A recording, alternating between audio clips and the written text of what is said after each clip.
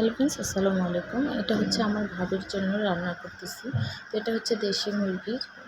তো প্রথমে মুরগিটাকে কেটে ভালো করে ধুয়ে নিয়েছি। এখানে দিয়ে দিচ্ছি একটা কড়াইতে পেঁয়াজ কুচি, তেল দিয়ে ভালো করে ভেজে দিয়ে দিলাম রসুন বাটা, দিয়ে দিলাম আদা বাটা, দিয়ে ভালো করে ভেজে নিচ্ছি।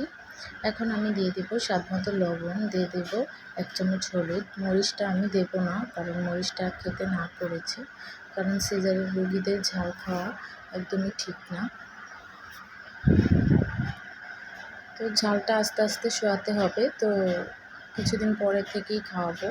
তো এখন আমি সামান্য পরিমাণ হলুদ দিয়েই রান্না করতেছি। এখন মশলাটা কষানোর পরে দিয়ে দিলাম মাংসটা ভালো করে কষিয়ে নিলাম। দেখুন বাইরের আবহাওয়াটা কতটা সুন্দর।